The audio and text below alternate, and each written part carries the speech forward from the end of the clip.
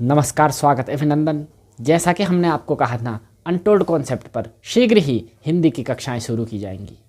तो आज हमारी पहली कक्षा शुरू होने जा रही है। तो सबसे पहली चीज़ हम हिंदी में पढ़ेंगे भाषा। अत्यंत सामान्य सा टॉपिक है, आपने बचपन से पढ़ा होगा और आप जानते होंगे कि भाषा क्या होती है या भाषा किसे कहते हैं, व्हाट इज़ लैंग्वेज।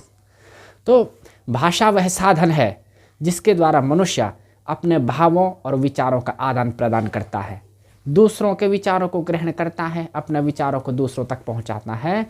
यह भाषा के माध्यम से ही संभव है। तो सोचिए, यदि यह भाषा न होती तो क्या मनुष्य इतना विकास कर पाता, संसार इतना विकास कर पाता जितना कि वह कर चुका है।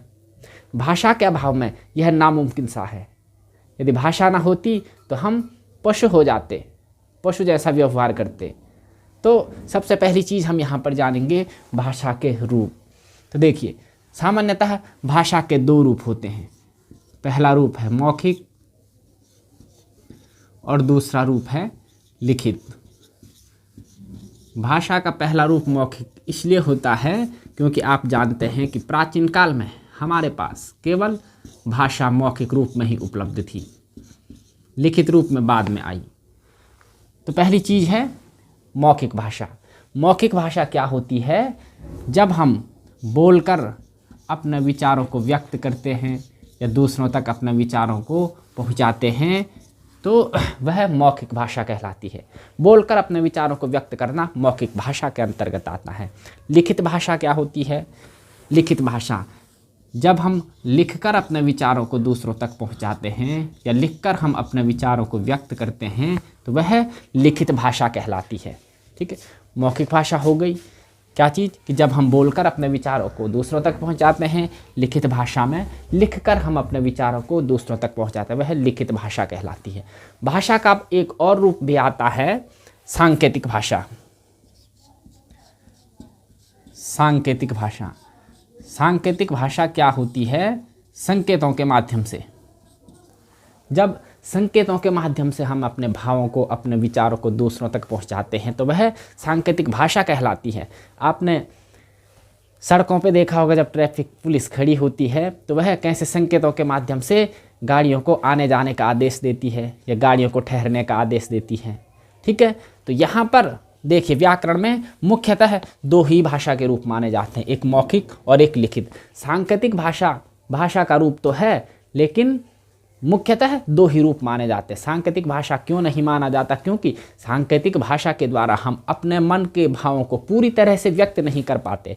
अपने मन की हर बात हम सांकेतिक भाषा के माध्यम से नहीं बता सकते।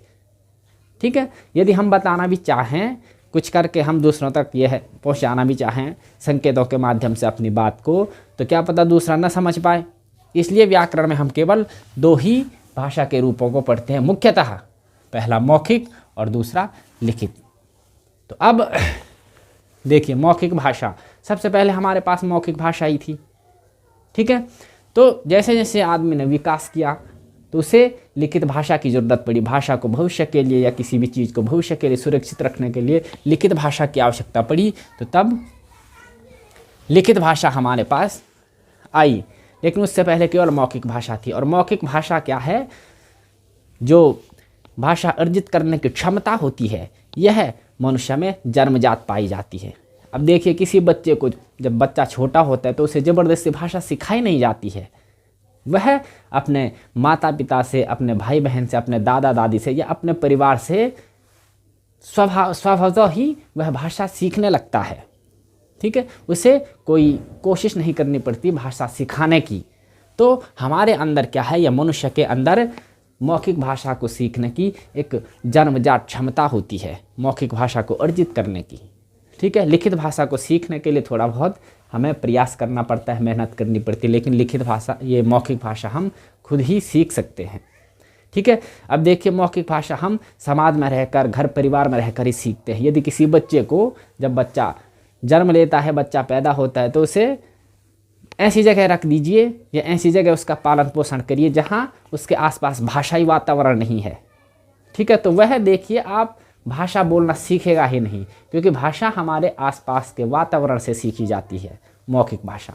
ठीक है। यदि बच्चे को जंगल में छोड़ दिया तो देखिए आप, वह जानवरों जैसा बिहेव करने लगेगा, जानवरों जैसा व्यवहार करने लगेगा। इसीलिए बच्चे को मौखिक भाषा की ये जो क्षमता होती है मौखिक भाषा सीखने की, वह जन्मजात होती है। इसीलिए वह खुद ही धीरे धीरे उस मौखिक भाषा को दूसरों के मुंह से सुनता है और उसे ग्रहण करता है और बोलना सीखता है। बाकी लिखित भाषा बाद में स्कूल जाकर ही वह सीखता है। अब अगली चीज़ है सांकेतिक भाषा, भी आप समझ चुके हैं। अब देखिए बात करते हैं सबसे प्राचीन भाषा की। सबसे प्राचीन भाषा, आप सभी जानते हैं कि सबसे प्राचीन भाषा हमारी कौन सी है? संस्कृत है। संस्कृत में देखिए वेद, पुराण, ग्रंथ सारे संस्कृत में लिखे जा चुके हैं और बहुत पहले लिखे जा चुके हैं। ठीक है, तो संस्कृत विश्व की सबसे शुद्ध भाषा, सबसे प्राचीन भाषा और सभी भाषाओं की जननी कही जाती है। देववाणी है, गुरुवाणी है। ठीक है, विश्व की सबसे समृद्ध भाषा, सबसे शुद्ध भाषा संस्कृत है। संस्कृत को देखिए हम गूगल पे भी ट्रांसलेट नहीं कर सकते। गूगल पे लगभग सभी भाषाओं को हम दूसरी भाषाओं में अनुवाद कर सकते हैं या ट्रांसलेट कर सकते हैं, लेकिन संस्कृत का अभी ट्रांसलेट का कोई भी ऑप्शन हमें देखने को नहीं मिलता है। ठीक है, तो इतनी समृद्ध भाषा है, अभी तक कोई छेड़छाड़ नहीं कर पाए संस्कृत के साथ। अब प्राचीन भाषा की बात हो चुकी है, इसके बाद हम देखते हैं मातृभाषा क्या होती है। मातृभाषा धीरे धीरे करके हम एक एक चीज़ पढ़ेंगे। मातृभाषा क्या होती है? मातृभाषा वह भाषा होती है जिसको बच्चा सबसे पहले सीखता है, सबसे पहले बोलना सीखता है अपने घर में, अपने परिवार में, अपने आस पड़ोस में, अपना दादा दादी के साथ, भाई बहन के साथ। जो भी भाषा वह अपने परिवार में सबसे पहले बोलना सीखता है वह मातृभाषा कहलाती है। ठीक है, ये हो गई मातृभाषा की बात। अब आते हैं हम राजभाषा पर। राजभाषा, राजभाषा क्या होती है कि देश के राजकाज चलाने की भाषा को राजभाषा कहा जाता है। आप सभी को पता है कि हमारी राजभाषा हिंदी है।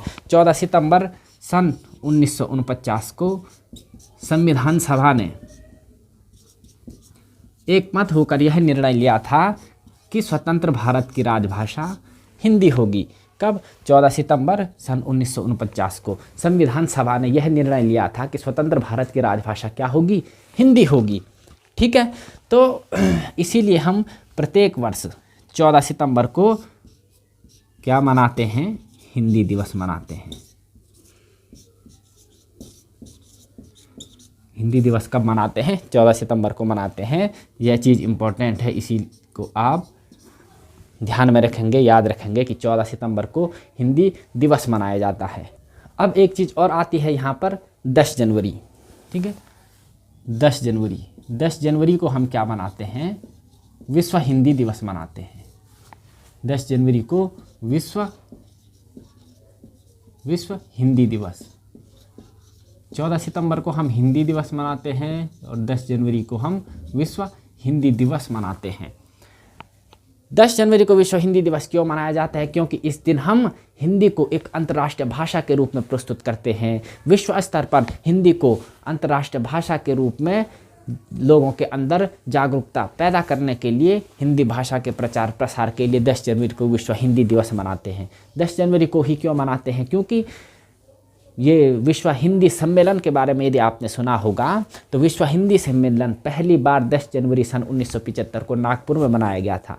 ठीक है, स्वतंत्रता प्राप्ति के बाद जब आवश्यकता पड़ी कि हिंदी को अंतर्राष्ट्रीय भाषा बनाया जाए या विदेशों में भी हिंदी को पहुंचाया जाए, तो इसके लिए जो है विदेशों में भी हिंदी सम्मेलन किए गए थे, विश्व हिंदी सम्मेलन। और पहला विश्व हिंदी सम्मेलन 10 जनवरी सन 1975 ईस्वी को नागपुर में हुआ था।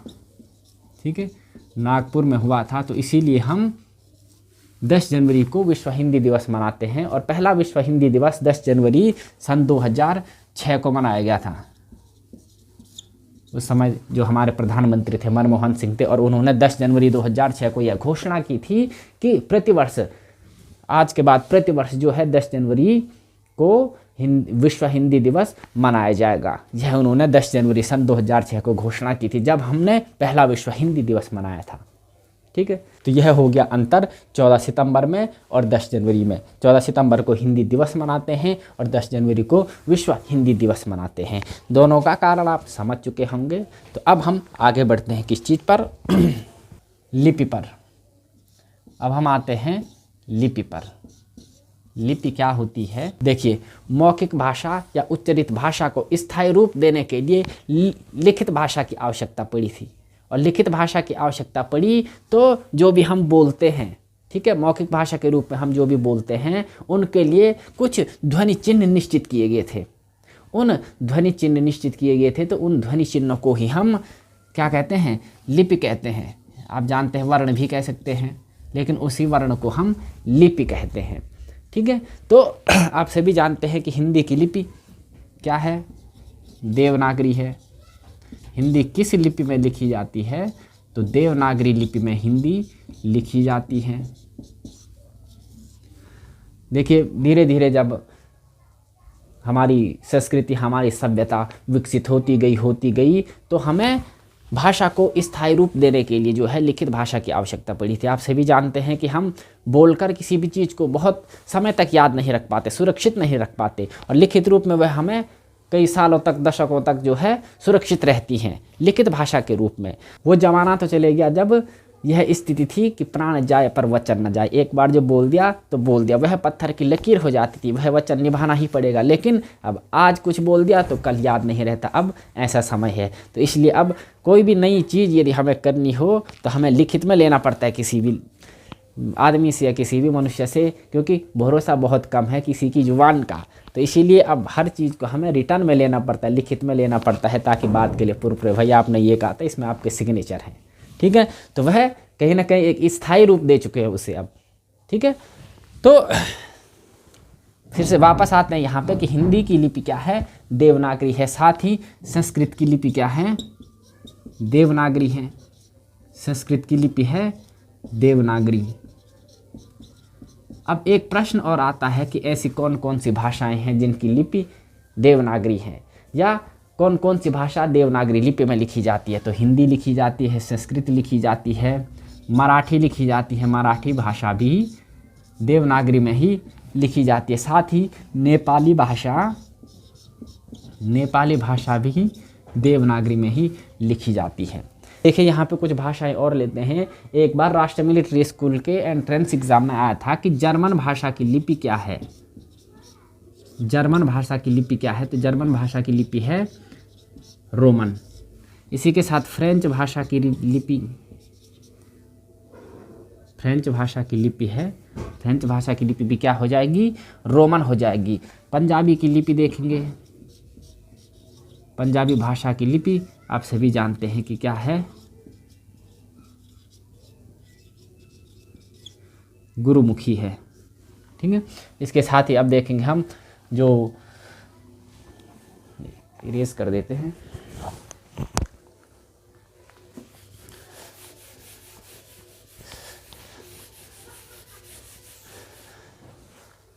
देखिए आगे है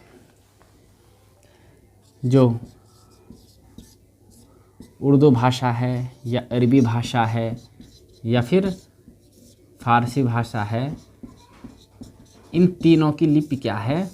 इन तीनों की लिपि है फारसी, ठीक है। जो मुख्य मुख्य भाषाएं हैं जो पेपर में पूछी जाती हैं, जर्मन की है रोमन, पंजाबी की पूछी जा सकती है गुरुमुखी, ठीक है। संस्कृत, हिंदी की तो आपको पता ही है देवनागरी है। और साथ ही आप ये भी ध्यान रखेंगे कि मराठी और नेपाली भाषा भी हिंदी और संस्कृत की तरह देवनागरी में ही लिखी जाती हैं। तो यह हिंदी, संस्कृत, मराठी और नेपाली, यह चार भाषाएं देवनागरी लिपि में लिखी जाती है। अर्थात इन चार भाषाओं की लिपि क्या है? देवनागरी है। यह आप ध्यान रखेंगे, याद रखेंगे। देखिए, अब इसमें एक छोटी सी चीज़ और है, व्याकरण यानी ग्रामर। हर भाषा का अपना व्याकरण होता है। तो व्याकरण होता क्या है? भाषा के नियमों की जानकारी देने वाला शास्त्र व्याकरण कहलाता है। देखिए, व्याकरण से ही हमें पता चलेगा कि किसी भी भाषा को कैसे बोला जा सकता है, किसी भी भाषा को कैसे लिखा जा सकता है, कहाँ पे पूर्ण विराम आएगा, कहाँ पे प्रश्नवाचक चिन्ह आएगा, कहाँ पे विराम हमें ठहरना है, कहाँ ठहराव होगा, ठीक है, क्या काल, क्या वचन वगैरह वगैरह, ये सारी चीज़ें हम व्याकरण के माध्यम से ही सीखते हैं। अतः व्याकरण का ज्ञान भी जरूरी होता है। जब आप छोटी कक्षाओं में रहे होंगे, जब आपने स्कूल में कोई भी भाषा पढ़नी शुरू की होगी तो उस भाषा के साथ साथ आपको उस भाषा का व्याकरण भी पढ़ाया गया होगा, भले ही संक्षिप्त रूप में पढ़ाया गया होगा लेकिन पढ़ाया गया होगा। इसीलिए भाषा के साथ साथ उसके व्याकरण का ज्ञान होना भी अत्यंत आवश्यक होता है, क्योंकि व्याकरण के ज्ञान के अभाव में हम किसी भी भाषा को न सही रूप में बोल सकते हैं, न सही रूप में लिख सकते हैं। अतः हमें व्याकरण का ज्ञान भी नितांत आवश्यक है। तो ठीक है, आज की कक्षा में हमने क्या पढ़ा? भाषा पढ़ी, भाषा के 2 रूप पढ़े, मौखिक और लिखित भाषा। सांकेतिक भाषा के विषय में हमने आपको बताया सांकेतिक भाषा भाषा का एक रूप भले ही है, लेकिन व्याकरण में हम मुख्यतः 2 ही रूप पढ़ते हैं, मौखिक और लिखित। सबसे प्राचीन भाषा पढ़ी, मातृभाषा पढ़ी, राजभाषा पढ़ी। साथ ही यह पढ़ा कि 14 सितंबर को हिंदी दिवस मनाया जाना है और 10 जनवरी को विश्व हिंदी दिवस मनाया जाता है। दोनों में क्या अंतर है? दोनों को, ये विश्व हिंदी दिवस और हिंदी दिवस, इन दोनों में क्या अंतर है और दोनों को किन किन तिथियों पे मनाया जाता है, यह भी हमने देखा। साथ ही हमने लिपि पढ़ी, हिंदी, संस्कृत, मराठी और अन्य भाषाओं की लिपि के विषय में जाना। साथ ही संक्षिप्त रूप में व्याकरण को समझा कि व्याकरण क्या है, व्याकरण क्यों पढ़ते हैं। ठीक है, तो इस वीडियो में इतना ही। मिलते हैं अगली वीडियो में शीघ्र ही, तब तक के लिए ध्यान रखिए अपना। धन्यवाद।